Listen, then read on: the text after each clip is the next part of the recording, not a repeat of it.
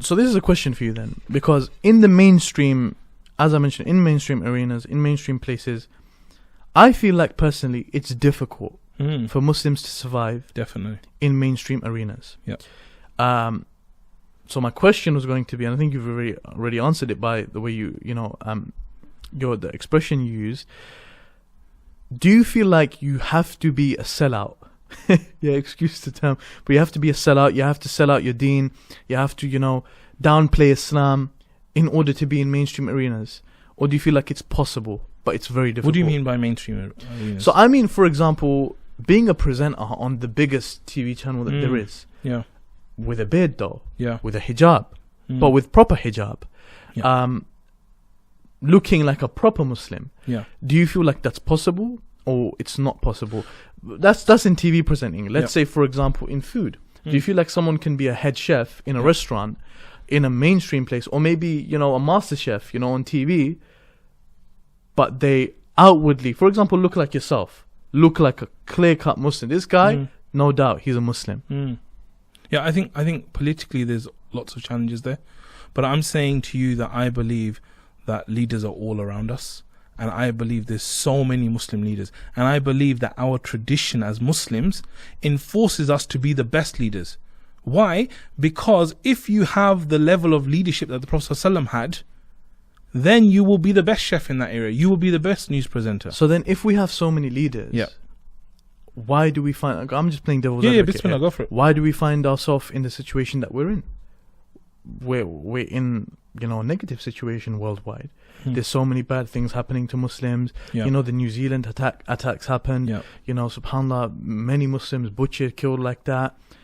Why are things happening to us in this manner? Yeah. If we have so many leaders, where is the leadership in challenging these issues? But this is what I'm saying to you. Like, if you look at the New Zealand example, you had that story of that man in the second mosque who basically ran out, chased the guy, and scared the guy to run off and reduce the amount of murder that he committed.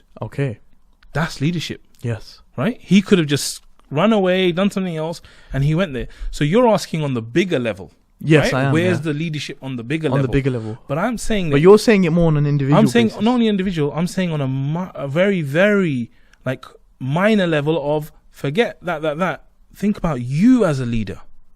Because you're saying, how do we produce leaders? How do we have an ummah of leaders? How do we have leaders ahead of us? I'm like, if you can't take leadership to pick up that piece of thing that's on the road, how are you expecting the whole world to be these leaders that sort your life out? How? Makes sense.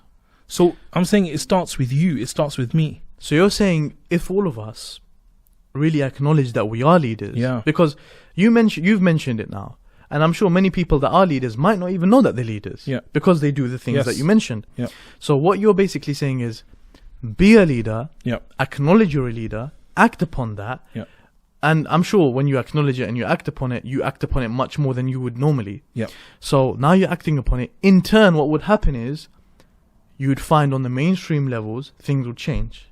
Is that what you're... I'm saying that, of course, we need to do more leadership training for those people that are higher up and in different positions. But also what we need to realize is there could be 100 people out there who are leaders and they have no social following. They don't have tens of thousands of people who are on their every word and this and that. But what they're doing behind the scenes makes a difference. Massive difference. And they are the true leaders. Like some of these organizations I've worked with, there's guys who are behind the scenes. They inspire me so much because no one's watching like me and you, we're here now, everyone's watching us. Who's watching a producer? No one's watching him. No one knows who he is, right? But he's here like at 9 p.m. at night and he's doing this. That's inspiring, bro.